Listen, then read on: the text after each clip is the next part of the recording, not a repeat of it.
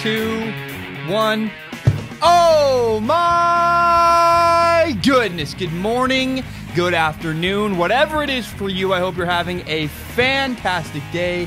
My name is Zach Schomler. This is Strong Opinion Sports. Thank you so very much for tuning in. Today is Thursday, June 7th. Oh man, I got a great podcast for you guys today. I have about an hour, and in an hour I have to go to the doctor. I've been having stomach issues. We're going to go take care of that. But I want to start the show with some breaking news. I got this news literally about an hour ago, and I was like, oh crap, I got to put that in my show. I was going to start with Kevin Durant, but I decided this is more important, and it actually does tie into the whole podcast because there is an overlying theme for this entire episode of Strong Opinion Sports. The overlying theme of this episode is that the better you are, the higher the position you are in, the brighter the lights get. So the more successful you are, the more people judge you, the more people are paying close to every single move you make. That is the theme of this podcast today, of this episode, and that is the theme of this next topic. Patriots wide receiver Julian Edelman is now facing a 4-game suspension for violating the NFL's performance-enhancing drugs policy. He is tested positive, and he's trying to appeal the case. Julian Edelman is doing his best to try to not get a 4-game suspension, but that's what's probably going to happen. And I am predicting now Julian Edelman will be suspended for 4 games. I'm saying that now it's going to happen, and here's why. When you play quarterback, everybody looks at you a little bit differently. When you are a CEO, everybody looks at you a little bit differently. When you are the face of a very popular television show, I'm not going to say the reference, but you know what I'm talking about. People give you more scrutiny. They pay a lot closer attention to every single thing you do. The higher your position or the more successful you are, the brighter the lights get and the more people pay attention to you. Julian Edelman is a member of the New England Patriots. I'm not saying Julian Edelman is one of the greatest players of all time, nothing like that. But the Patriots have been to 8 Super Bowls in the last 20 years. The Patriots have been uber, ultra successful. And because of that, people are paying a lot closer attention to them. The microscope is brighter on the New England Patriots. It is closer, whatever you want to say. People are paying closer attention, and when the Patriots make a mistake, because they win, they are punished even more. That is what happens. It's what happens when you're the head of a TV show. It's what happens when you are a quarterback or a head coach. Every move you make, the brighter the spotlight is, the more successful you are, the more you are scrutinized. And because of the Patriots' success, the NFL will not give them an ounce of wiggle room, nothing. Their leash is very, very short. The NFL, Roger Goodell, has every single member of the New England Patriots on a very short leash. And so Julian Edelman will not get off on his 4-game suspension. Julian Edelman will be suspended for 4 games for violating the NFL's performance-enhancing drugs policies. If that is my prediction, that will happen in the next 48 hours. We'll find out, something like that. We're going to find out very soon. Julian Edelman has been suspended for 4 games. And again, the reason is because he's a member of the New England Patriots. Right, wrong, or indifferent. When you are super successful, people come down harder on you. Because guess what? You're winning all the time, and people are very skeptical. There must be a reason why the Patriots are always winning. And so any move the Patriots make, it is amplified and it is given more scrutiny than anybody else in the NFL. And with that, I want to now move to Kevin Durant. We're going to come back to that theme. That theme of the better you are, the higher profile you are, the more you are judged. But for now, I want to talk about Kevin Durant. I want to talk about the Golden State Warriors. So the Golden State Warriors won Game 3 of the NBA Finals last night. The Warriors won 110-102. The Warriors now have a 3-game lead in the NBA Finals. And this series is over. The Cavs are not going to win the NBA Finals. No team has ever won the NBA Finals when they started down 3-0 or 0-3. 0 wins to 3. So because the series is over, because I have decided the Warriors are going to win this thing, it's now 3-0. Because of that, the new narrative to make the NBA Finals interesting is this. Who will win the NBA Finals MVP? Who will be the Finals MVP? That is the remaining narrative left for us to learn. Because we know, look, LeBron can't beat this team. The series is over. But that's an interesting wrinkle. Who will be the Finals MVP? Will it be LeBron? Will he lose and still win MVP? Will it be Kevin Durant or Steph Curry or Klay Thompson? For me, the answer is very, very simple. For me, it's very obvious who the NBA MVP is. I'll get to that in a moment. But for now, I want to remind you that everybody said that Steph Curry should be the NBA Finals MVP after he put up 16 points in the fourth quarter in Game 2. He had a really good performance. He played really well in Game 2. But the problem is, in Game 3, Steph Curry did not show up. In Game 3, Steph Curry only had 11 points. Steph Curry had 11 points in an NBA Finals game. He was 3 for 16 shooting. That's only 18% if you're doing the math at home. Steph Curry only made one three-pointer in Game 3 of the NBA Finals. He was 1 for 10 from three-point range. You cannot give the NBA Finals MVP to that guy. It just doesn't work. It's not possible. It's not allowed. Steph Curry had a bad night. Not to mention, not only did Steph Curry have a bad night, Klay Thompson also had a bad night. In Game 3, Klay Thompson was only 4 for 11 with 10 points. So that right there says it all. Klay Thompson's not the MVP. Steph Curry is not the MVP. Because again, Steph Curry had a bad night. And Klay Thompson had a bad night. Yet despite all of that, the Warriors still won. Why did the Warriors still win? Because the Warriors last night had Kevin Durant. Kevin Durant last night had 43 points. He shot 65%. He had 13 rebounds and 7 assists. Kevin Durant, like he's done all series, Kevin Durant has been the one solid factor for the Golden State Warriors. The one thing you could rely on all of these playoffs and every single one of these finals games has been Kevin Durant. And Kevin Durant showed up to play in a big way. He performed at his highest level in Game 3, and he led the Warriors to a victory. And I want to point something out about Kevin Durant. I want to prove to you the value of Kevin Durant.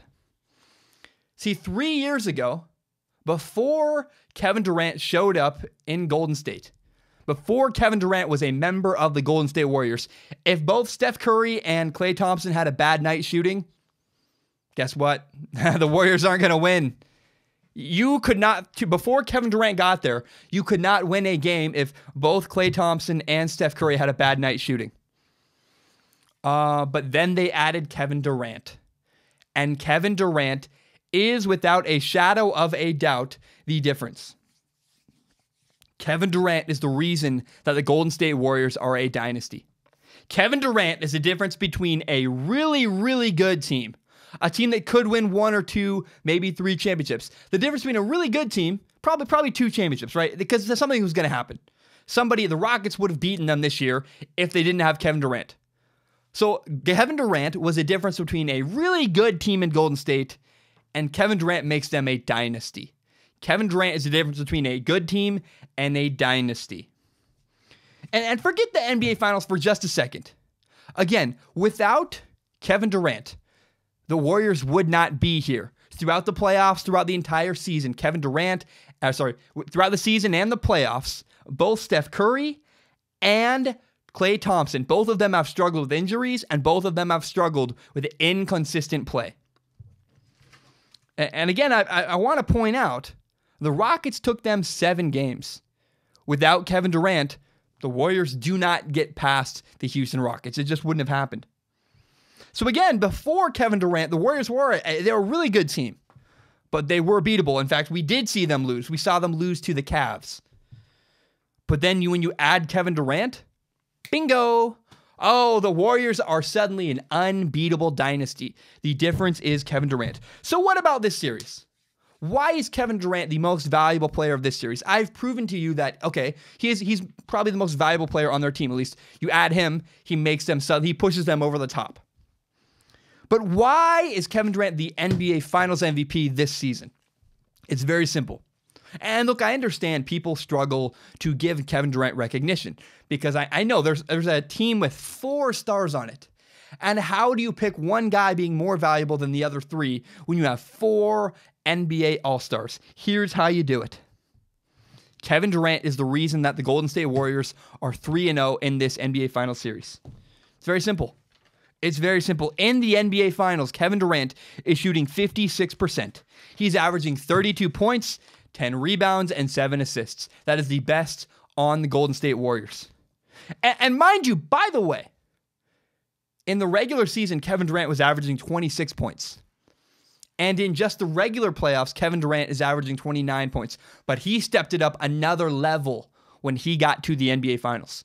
Yeah, for the NBA Finals, Kevin Durant is averaging now 29 points. So he went from 26 points all season to 29 points during the regular season. Did I say percent? I meant points. And now in the NBA Finals, he's shooting 30. He's averaging 31 points. I'm sorry, I'm all over the place. And what's interesting is all season, regardless of playoffs or postseason, Kevin Durant shot 48% all season. Then suddenly he gets to the NBA Finals and his shooting percentage goes up. His shooting percentage is now 56%. So Kevin Durant got to the NBA Finals. He started scoring more points. He went from 26 to 31. Then he got to the NBA Finals and he got more efficient. He went from 48% shooting to 56% shooting. Kevin Durant is more efficient in the finals. He's scoring more in the finals. Klay Thompson averaged 20 points in the regular season. Klay Thompson's only averaging 18 points in the NBA Finals. Klay Thompson shrunk. Or Steph Curry. You know, Steph Curry has proven his lack of value. See, if Steph Curry was really that valuable, they would have struggled to win last night. Oh, but Steph Curry had a bad night and they won without him. That's terrible. That's awful. Again, I repeat, Steph Curry in game 3 was 3 for 16. He only had 11 points and was 1 for 10 from threes. Steph Curry had 1 3-pointer in game 3. That's his whole game. That's his best thing is 3-pointers. And if you can't rely on him to make 3-pointers, well, what can you do with Steph Curry? He had 11 points. And what about that game 2? Everyone wants to say, you know, Steph Curry had a legendary game 2. He had 16 points in the fourth quarter. Let's take a closer look at that. So in game 2, Steph Curry was 11 for 26. He shot 42% and he had 33 points. What's interesting is if you look at Kevin Durant in the very same game, he did have fewer points, sure. Kevin Durant only had 26 points to Steph Curry's 33, or 33, excuse me. But Kevin Durant was 10 for 14. Kevin Durant shot 71% in game 2. Kevin Durant was more efficient, and Kevin Durant scored all those buckets to get them a lead in the fourth quarter. Remember, before Steph Curry went off in the fourth quarter, they had to get there. They had to get to a place where they were up 8 with 6 minutes left. So Steph Curry might have gone off in the fourth quarter, and he extended their 8-point lead to a much bigger lead.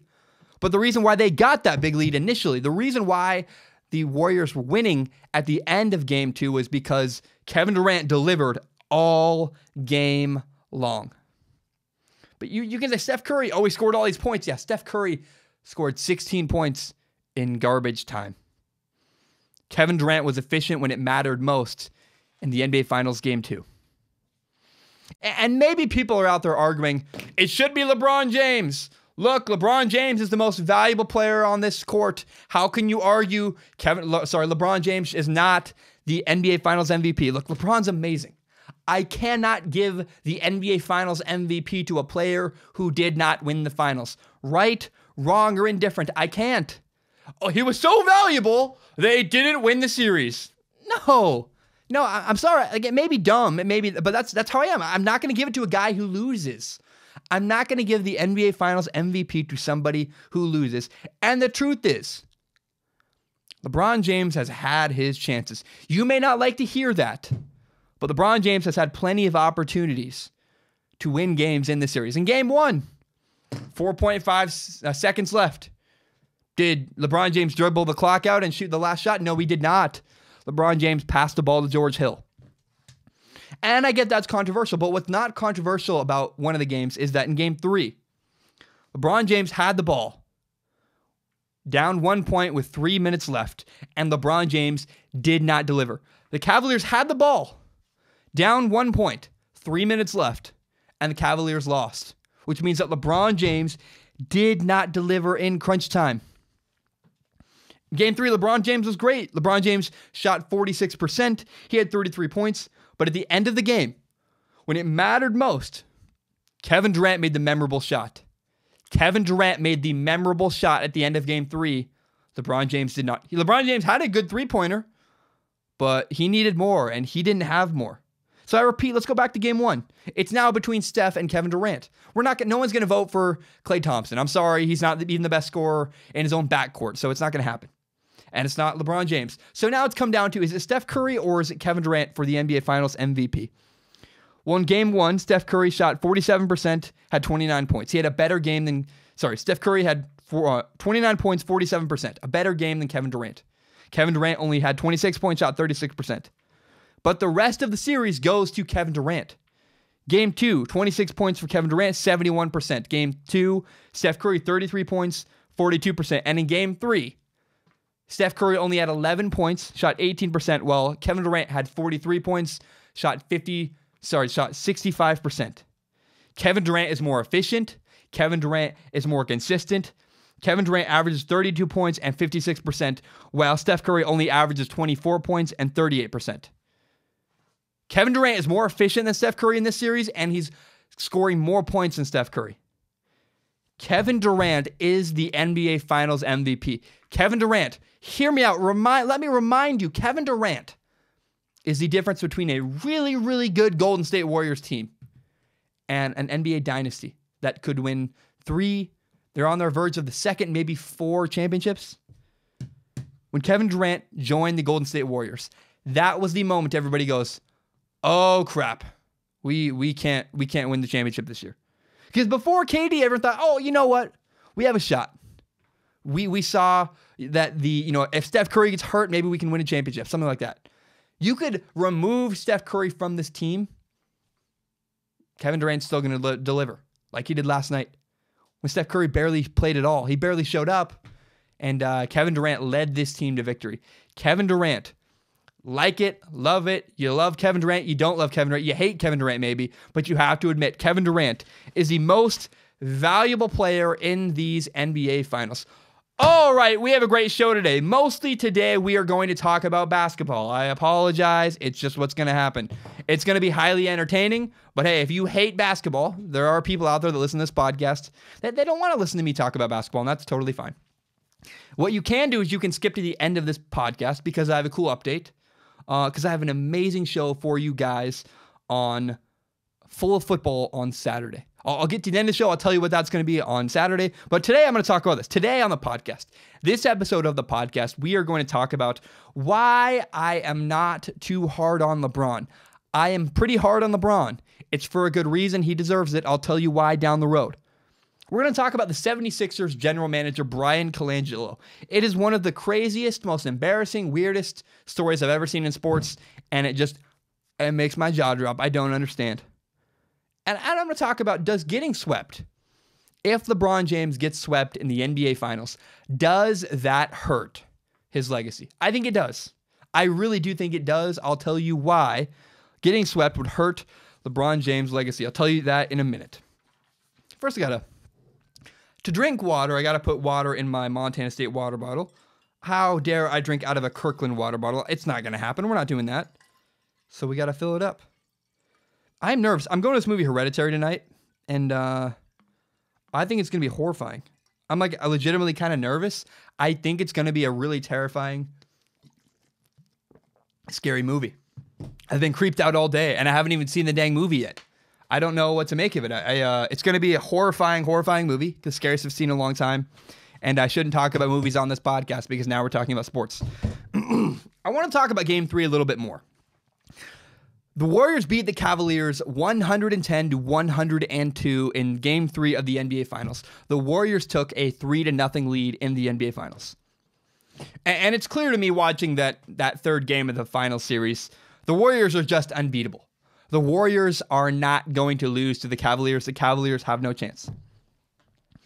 And, people thought Game 1 was the one game the Cavaliers should have won. People said, if the Cavaliers were going to win a game this series, they should have won Game 1.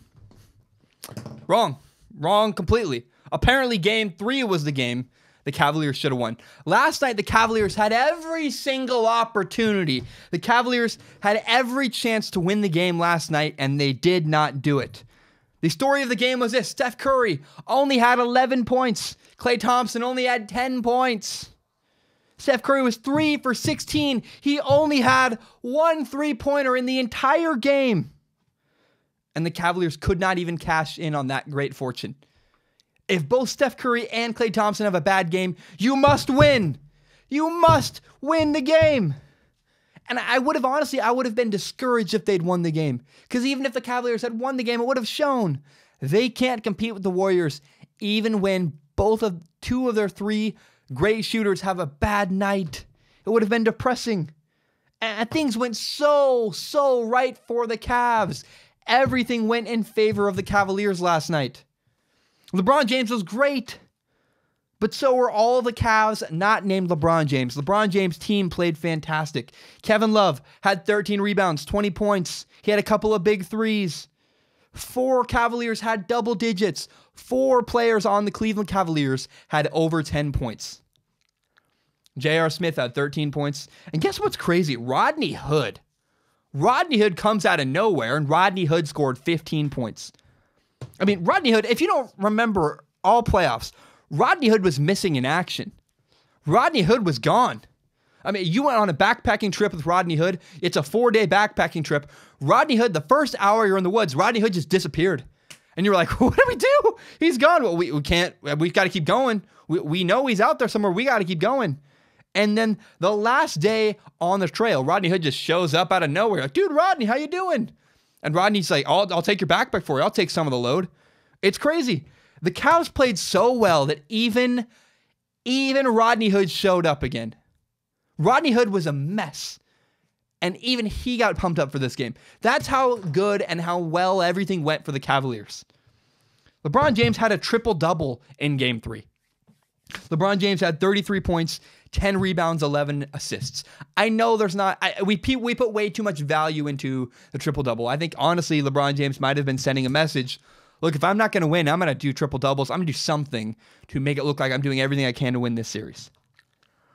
But man, Steph Curry and Klay Thompson had awful nights, and the Cavaliers could not advantage. They could not take advantage. The Cavaliers could not win the game. I said advantage. That's not even on my notes. I just screwed up. I just talked poorly. It was a 1-point game with 3 minutes left. That's what's really discouraging is all of this happened. Steph has a bad night. Klay Thompson has a bad night. And guess what? The Cavaliers weren't even blowing out the Warriors. The Cavaliers were down 1 point with 3 minutes left. But despite all of that, everything that worked in their favor, the Cavaliers couldn't win. And what's crazy is you get in this moment where the Cavaliers are down 1 point with 3 minutes left. And I hate to say it, but it's true. And we'll get to it down the road. Later in the podcast, we're going to talk about this in depth. That's on LeBron James. LeBron James has the ball, down 1 point, 3 minutes left. You have to deliver in that situation. Kevin Durant delivered. LeBron James did not. Look, the Cavaliers looked like the desperate, hungrier, more motivated team last night. The Warriors did not look motivated. The Warriors sometimes looked like they were sleepwalking. And the Cavaliers started with a 14-4 lead. The Cavaliers took a huge jump out front. The Warriors only started 1 for 7 shooting three-pointers. LeBron James had this crazy alley-oop to himself. Everything went right. They had tons of momentum. They had a great start. But the Cavaliers still lost. And what that tells me, if the Cavaliers could not win Game 3, they're not going to win a single game this series. This series is way beyond over. And I don't know why we ever thought the Cavaliers had a chance. Apparently, they can't even win a game when everything goes right for them. So I don't know. I want to ask the question now, does it hurt LeBron James' legacy if he gets swept by the Warriors?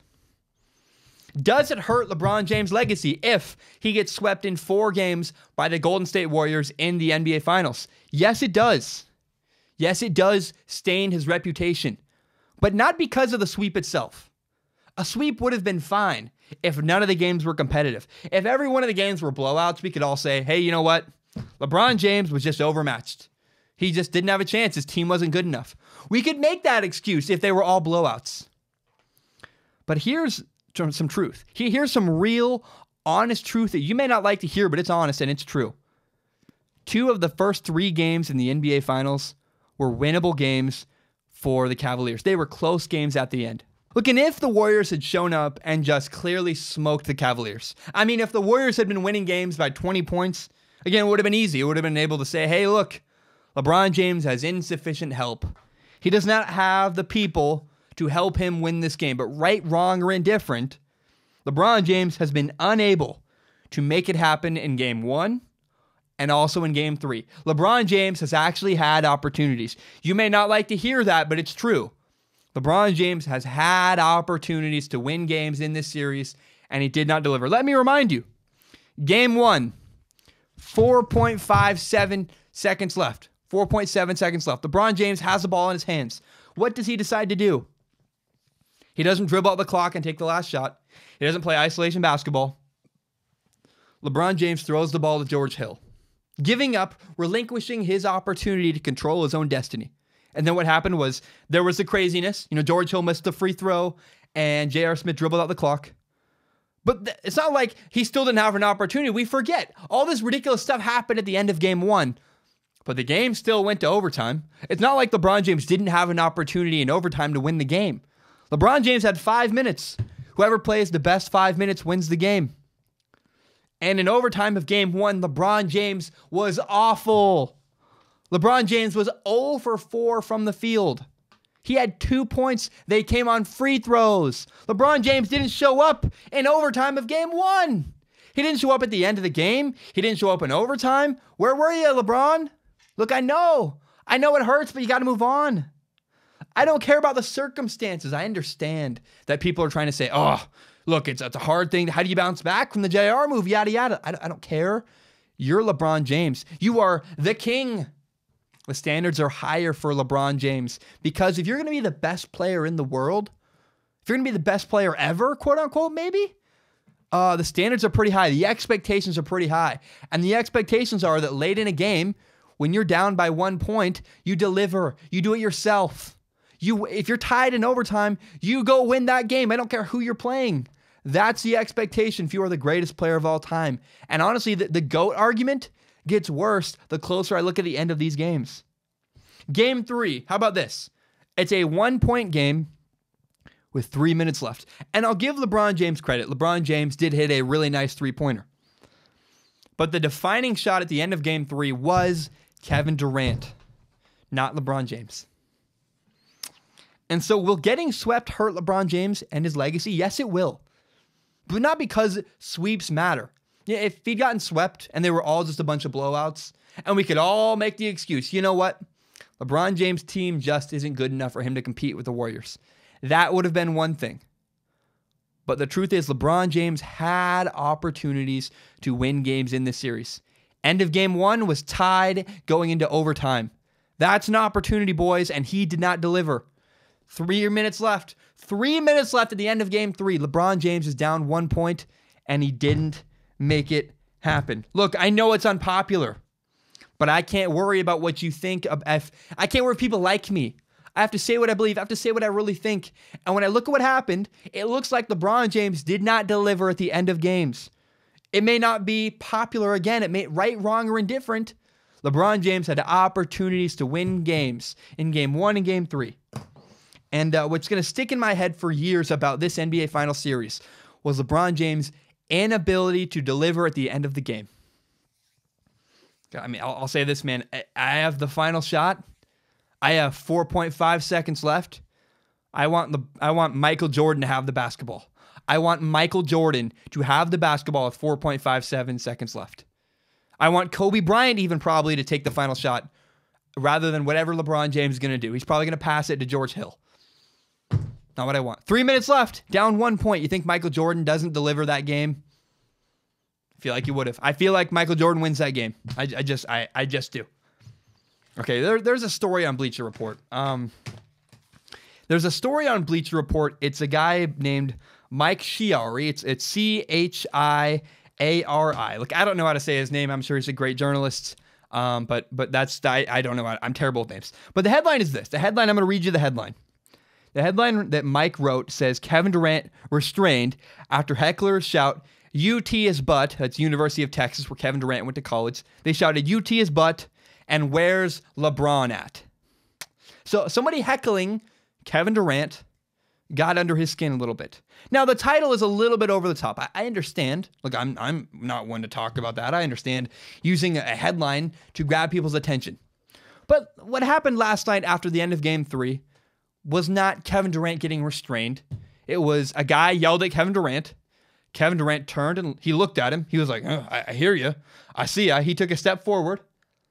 And one of the guys with Kevin Durant, one of the PR guys probably, kind of pushed Kevin Durant, turned him around and said, just go home. Just go. No need to listen to this. So I understand it's mostly a non-story. Some guy wrote an inflammatory headline. Hey, great for him. He got me to read it. Like, all's fair, I guess. But while it's some, a little bit over the top, Kevin Durant was not held back. Kevin Durant was not held back by anybody because of some guy talking crap on the street. But there is some real validity because Kevin Durant did turn and look very angrily. I don't know if there was alcohol on his face. I don't know what happened. But Kevin Durant was clearly bothered by what the guy said. And that's the weirdest part about Kevin Durant. The part about Kevin Durant I just don't understand is Kevin Durant's super insecure. Kevin Durant is so insecure, and I just don't understand. Look, I'm insecure, but I'm a broke college kid making videos on YouTube for like 1,000 people. Kevin Durant? Millionaire. Second best basketball player in the world. Kevin Durant is an NBA Finals MVP. Why does he care what anybody thinks on the internet? I don't even care what anybody thinks on the internet. Clearly, look at my hair. I don't care. Why does Kevin Durant care? I don't get it. And that's what's so weird and also fascinating about Kevin Durant is just the way he deals with hecklers, the way he deals with criticism is so bizarre. I've never seen it. First it's Twitter, then it's a bizarre story. The way Kevin Durant deals with criticism is not good. He doesn't like it, clearly, which I understand. Nobody likes being criticized. But why do you care what some random guy on the street says about you? He's broke. He's a loser. You're Kevin Durant, millionaire. Why do you care? It's weird to me. I just don't get it. And everybody, you would think that Kevin Durant would be above all the haters. He'd be above all these internet trolls, but clearly he's not. You watch that clip. He didn't get restrained. It wasn't like a violent... Kevin Durant wasn't like, oh, I'm going to get him and fought for it. No, but Kevin Durant clearly was bothered by what the guy said. And that just doesn't make any sense. That's a centering thing. That's an emotional problem for Kevin Durant. He should not have a reaction like that. When someone talks crap on the street, it should be like, I don't care. And the fact that Kevin Durant does care is very weird to me. I don't get it. I really do not understand. We're the second best basketball player in the world. Multi-millionaire, about to be a 2-time NBA champion. Why do you care what some random guy says? And what the guy said wasn't even that bad. I don't know. That's all I have on this topic, but I just think it's weird. I think Kevin Durant's a very weird character who's very insecure, and it just doesn't make any sense logically. I know, insecurity is not logical at all, clearly, but if it was, that makes no sense at all. And I want to stick on the topic of insecurity because there's another story very, very similar right now happening in the NBA.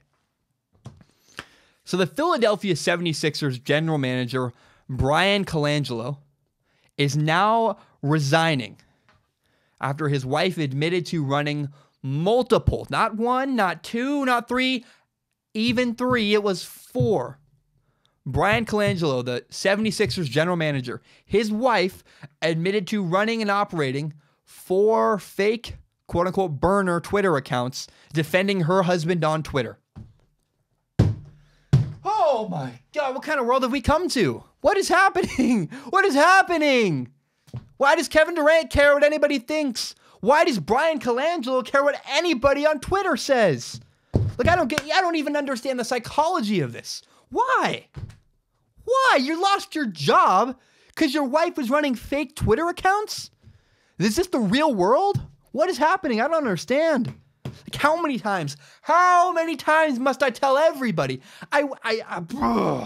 Stay far, far away from Twitter. You see Twitter, turn and run. How many people have lost their jobs because of Twitter?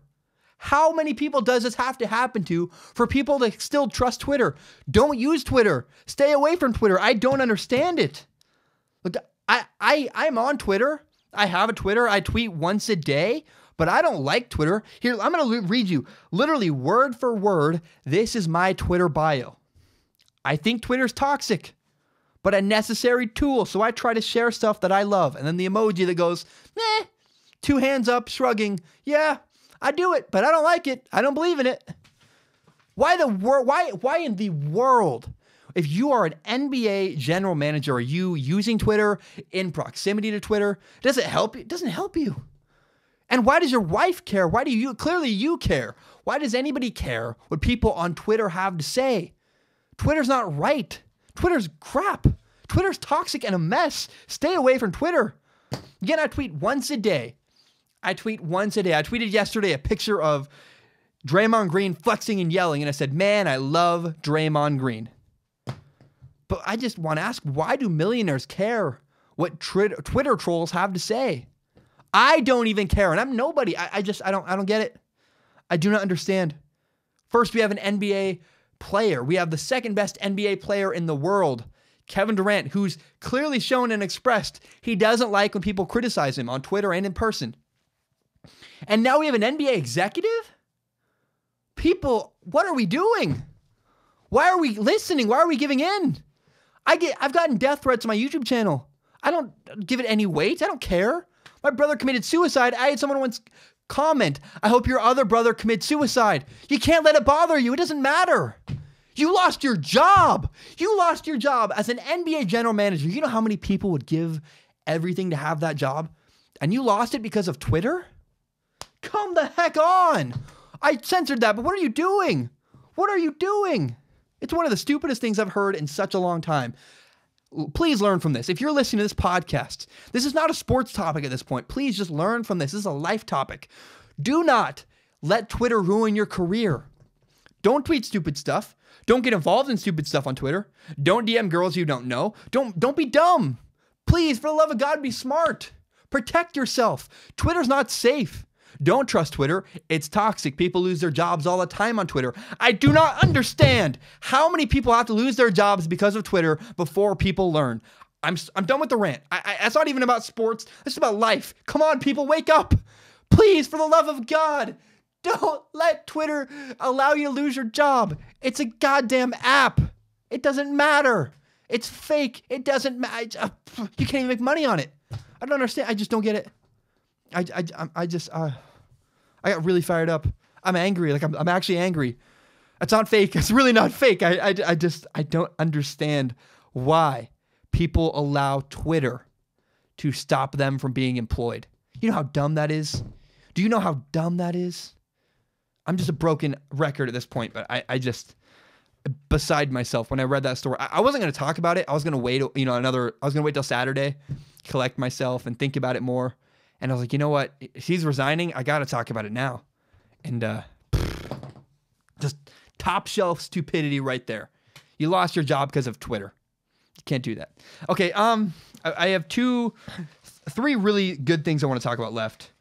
I'm going to talk about, down the road, I'm going to talk about, am I too hard on LeBron? And why I'm not too hard on LeBron. I'm not too hard on LeBron. I'm going to talk about Peyton Manning's HGH problem. Then we're going to talk about the Yankees at the end. We're going to wrap that up. I'm going to tease the show on Saturday. But first, I want to talk about this. There are a bunch of little things. A bunch of small things I've been collecting. I have a bunch of small little observations, just miscellaneous various observations about the NBA Finals.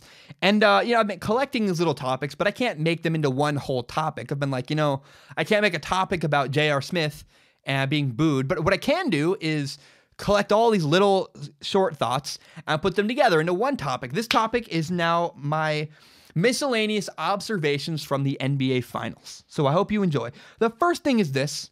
It's game 2. It's in Oakland.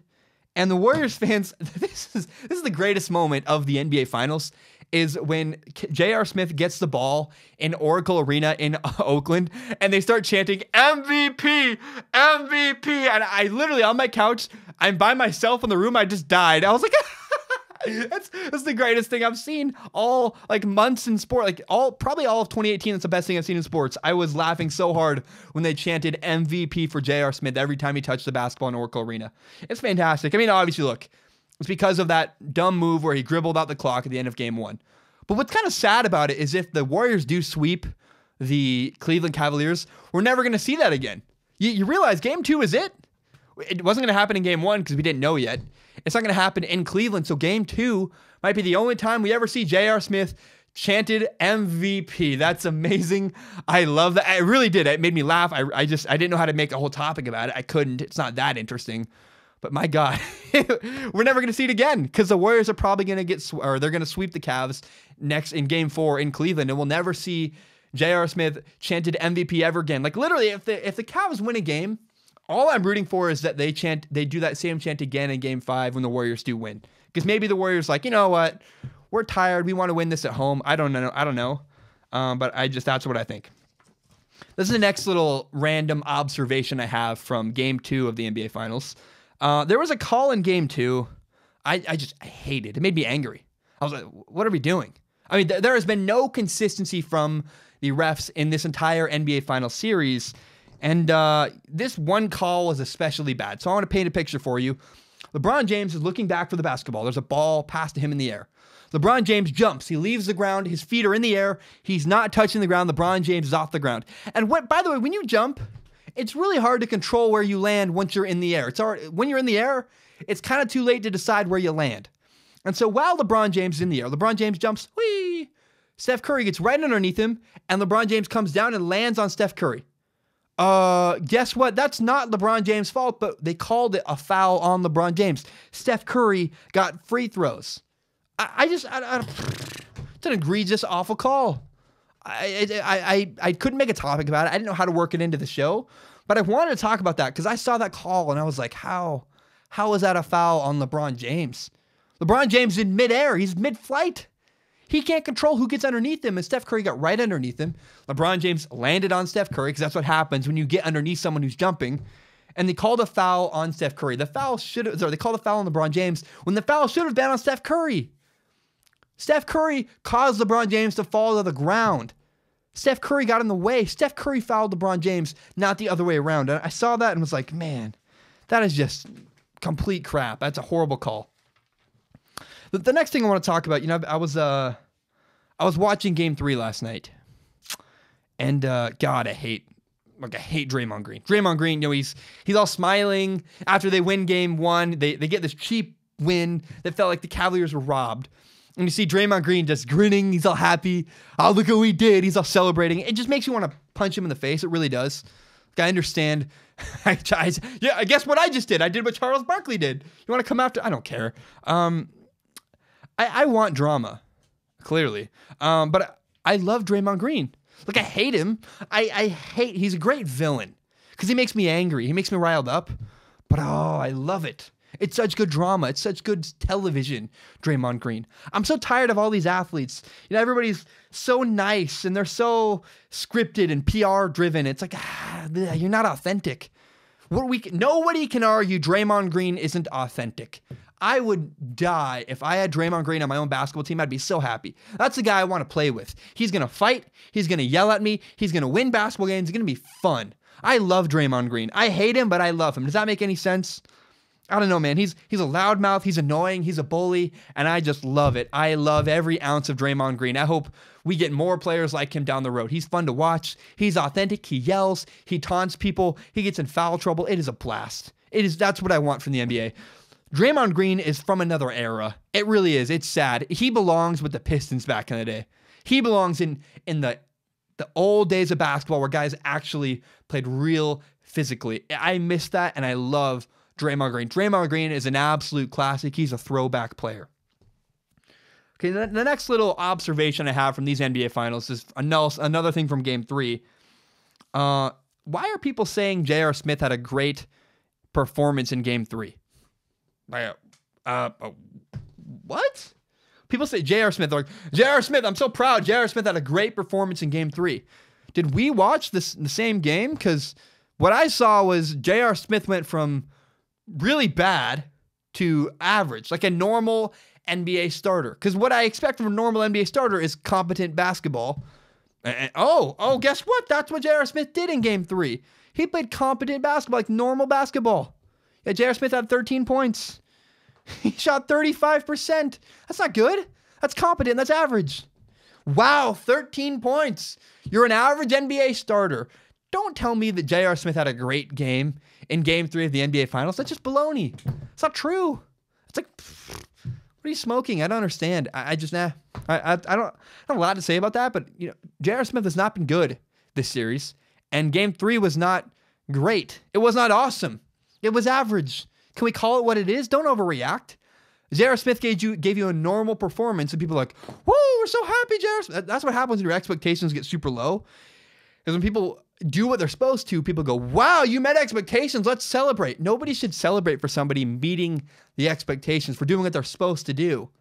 And that's all that J.R. Smith did in Game 3. He shot 35%. He scored 13 points. Whoop-de-doo.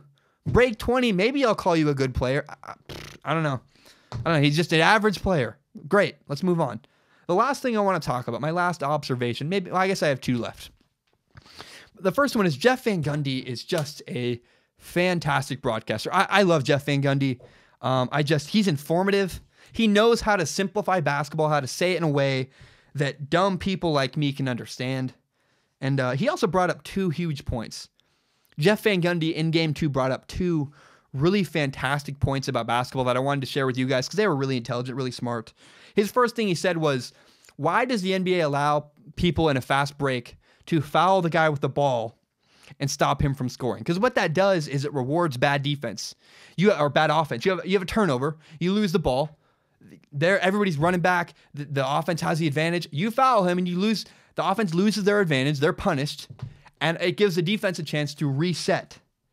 We said stop allowing the foul on fast breaks. Give 2 buckets. It's a clear path foul, something like that. Let's find a solution because we want fast breaks in basketball. We want points scored. We want exciting dunks. We don't want, and I'll give credit, it's a very smart foul. If I'm a coach, I'm saying, hey, in transition, foul them. Give us a chance to reset. Don't let LeBron James have a free dunk. But I want the NBA to step in and say, no, we're going to take that away because it's a great loophole. It works. But I want that dunk. I want fast breaks. That's good for basketball. So I think Jeff Van Gundy made a great point. He said, look, we got to remove that. We got to do something to the rule book so that you can't stop fast breaks by just grabbing the guy and giving your defense a chance to reset. Now, the other point that Jeff Van Gundy made that was fantastic, and something that's bothered me too about this series, I've been watching LeBron James all year. I really didn't watch a lot of James Harden. I didn't really watch a ton of Kevin Durant and all these other guys.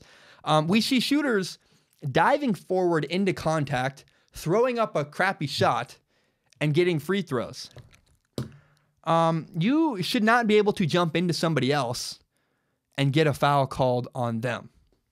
It was my theory. I mean, there was a moment Jeff Van Gundy pointed this out. Basically, it could be called an offensive foul. Like, how do you defend me? If I jump into you, you get knocked to the ground, I throw up a bull crap shot, and the foul gets called on you, even though I initiated contact. I jumped into you, yet you get called for the foul. That makes no sense. How do you guard that? You don't. I get free throws for hitting you, basically. We should eliminate that from the rule book. But the point of all this is to say that Jeff Van Gundy is a fantastic broadcaster. I enjoy him. He makes basketball so much more enjoyable to listen to, much more enjoyable to watch. I love his approach, and I just I wanted to applaud him for being Jeff Van Gundy doesn't need any praise, but he's a fantastic broadcaster that I really enjoy listening to in the broadcast booth. I guess there's one more thing that I want to talk about. I just want to say, how cool is it that JaVale McGee is about to win his second NBA championship? Do you remember back in the day when he was featured on Shaqtin' a Fool? And he went viral for his embarrassing bad mistakes. Does anybody remember that? I do. And I remember when, JaVale McGee was just the laughingstock of the league. JaVale McGee is not a star, nothing like that. He's a great role player, though. He's a starter on an NBA Finals team. He's about to win his second championship. I mean, look, JaVale McGee's only averaging 12 points, 9 points per game. 12 minutes, 9 points per game. But it's just cool to see JaVale McGee having some good moments, some really nice dunks, a couple blocks, having some impact in the NBA Finals. He's come such a long ways from being embarrassed publicly on Shaqtin' a Fool to now he's a household name. JaVale McGee, who would have thought? It's really cool to see that and how his career was turned around. So those are my, was that 6? Was that 5? Those are my miscellaneous just observations on the NBA Finals. Drink some water. I'm going to check the good old, oh crap, I got 20 minutes to get to the doctor. Okay, we have 2 things left. We can do it. We can fit this in, and then I'll be late to the doctor. It's fine. People sometimes say that I'm too hard on LeBron James. Like, I don't think so at all. I think intense scrutiny comes with the territory. If you are considered the best, you get given higher standards. A story came out recently that it's from Alex Reamer, WEEI. Here's the headline. I'll read it word for word. This headline says, "It's hard to imagine Tom Brady skating on an HGH allegation the way Peyton Manning has." And then the story goes on to detail the way Peyton Manning, gets a pass, and how more evidence has been shown that Peyton Manning is really likely linked to HGH violations of the NFL rules. And I have a couple things to say about this. First is that, first, likability matters. Just the truth. I love Tom Brady. Tom Brady's my favorite player of all time, any sport. Favorite athlete of all time. And even though I love Tom Brady, the truth is Peyton Manning is more likable than Tom Brady. Just honest. I mean, two guys of the same qualifications are both in the job interview. The guy who the boss likes more gets the job. It's just how the world works. I've gotten out of numerous situations in my life because I had good rapport with the principal or with the director or with this or that. When people like you, it helps. It does. People like Peyton Manning more than they like Tom Brady, and so Peyton Manning gets a pass. To some degree, I don't mind that. The other reason why I don't mind Peyton Manning getting more of a pass than Tom Brady is, does anybody consider Peyton Manning the greatest quarterback of all time? No, nobody does. We consider him really, really good. He's up there. But when you're in the GOAT conversation, when people consider you the greatest of all time, that means we're going to be harder on you. The expectations are higher.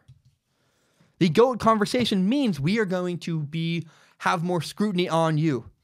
See, we give Kevin Durant passes on things that LeBron James could not get away with. Kevin Durant had a bad fourth quarter, and he gets less backlash.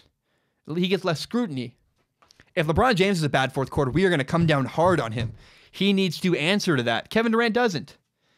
And, it's been a tough... I've been very tough on LeBron James in these NBA Finals, and I don't think I'm wrong. Either way, it's on LeBron James. Here's the thing. Either LeBron James is an absolute victim. He's a victim of having a bad team, or LeBron James needs to own what's going on. So again, maybe LeBron James is a victim, but do we want anybody who adopts a victim mentality? No. I really think at times LeBron James has had chances in these finals, and he has failed. I see a lot of parallels between Tom Brady and LeBron James. Game one, Game 1 of the NBA Finals. LeBron James had the ball with 4.5 seconds left. He had the ball with 4 seconds left, and he passed it away. LeBron James gave up the opportunity to win the game himself. And then even later in overtime, LeBron James was 0 for 4. He only had 2 points on free throws. LeBron James didn't play well in overtime. He had opportunities in that game. He didn't win. And then in Game 3 last night, LeBron James is down 1 point with 3 minutes left, and LeBron James did not make it happen. He had the basketball in his hands. He didn't score. I mean, it's just the truth. It's the truth. We are harder on people who are in the GOAT conversation. Joe Montana, Tom Brady, Michael Jordan, LeBron James, not Kevin Durant. We're harder on people who are considered possibly the greatest of all time. If you're going to be in that conversation, you have to live up to every single expectations. The scrutiny is on. It's funny, in the Super Bowl, Malcolm Butler was benched. Tom Brady throws for 500 yards. He loses to the Eagles. And all anybody can talk about. People blame Bill Belichick. They say, oh, Bill Belichick benched one of their best defensive players. Tom Brady threw for 500 yards and lost. It's like people forget that Tom Brady had the ball at the end with a chance to win, and Tom Brady fumbled. Tom Brady had a chance. Is Tom Brady a victim of bad coaching, or did Tom Brady have an opportunity to win? In spite of maybe bad coaching, but Tom Brady still had an opportunity to win, and he didn't do it. Look, I know people that have had really bad parents, or they've had bad breaks in life, and the truth is, nobody cares. Yeah, job interviewer doesn't care if your parents didn't love you very much, or if they didn't have money to send you to college. What they care about is, can you do the job? Will you deliver? And if you deliver, you make it. Success doesn't care about your adversity. It doesn't. I wish it did. It would really help me if it did. I'm on financial aid. My parents are broke. I wish it did, but it doesn't matter. Success doesn't care about, did you have adversity? It doesn't. So people say, Tom Brady threw for 500 yards and still lost. Well, still though, Tom Brady had an opportunity to win the game and he didn't. And we are harder on people who are considered maybe the greatest quarterbacks of all time or maybe the best basketball player of all time. It's interesting. Since when do yards win games? They don't. Kirk Cousins threw for almost 5,000 yards in 2016. Also in 2016, Kirk Cousins only won 8 games. He was 8-7-1. Yards don't mean much. So Tom Brady throwing for 500 yards, whoop-de-doo. You didn't win the game. You didn't deliver when it mattered most. That may be harsh, but it's also true. If you're going to be the greatest quarterback of all time, you got to deliver in that moment. People say, LeBron James, first player in NBA history to score 50 points and lose a finals game. So what? Points don't equal wins. Ask Devin Booker. Devin Booker scored 70 points in an NBA game and he lost. The point is all to say this. I am not too hard on LeBron James. I am very hard on LeBron James. It's for good reason. He deserves it. If you want to be in the conversation to be the greatest of all time at something, that conversation comes with a ton of scrutiny. That comes with the territory, man. It's just the truth. We're harder on Tom Brady than we are on Peyton Manning because we should be. We should be harder on Tom Brady because Tom Brady's talked about in a different conversation than Peyton Manning. And the truth is, we should be harder on LeBron James and Kevin Durant. LeBron James had opportunities to win games in this NBA Finals series, and LeBron James did not deliver. I repeat, end of game 1, overtime, didn't deliver. End of game 3, 3 minutes left, down 1, didn't win the game. That's on LeBron James. I'm not being too hard on him. I expect a ton of great things from LeBron James. The bar for LeBron James is extremely high, higher than maybe anybody ever, but it should be because you expect great things from great people. To say maybe he's one of the greatest players of all time, I'm never going to forget that he did not deliver at the end of game 1 and the end of game 3 in the 2018 NBA Finals. I rest my case. All right. I want to update you guys on one thing. I really do have to run. I'm late. I'm going to actually cut one of the topics out, save it for next week. The Yankees will not be playing baseball on Sunday night on July 8th. I talked about this last podcast. ESPN did give in. The solution I said all along, how about we just find another matchup? That's what they did. ESPN is allowing the Yankees to play at 1 p.m. In Toronto. They're playing the Blue Jays. The next game on Monday, so Sunday they play at 1. Monday at 1, they play the first game of a doubleheader against the Baltimore Orioles in Baltimore.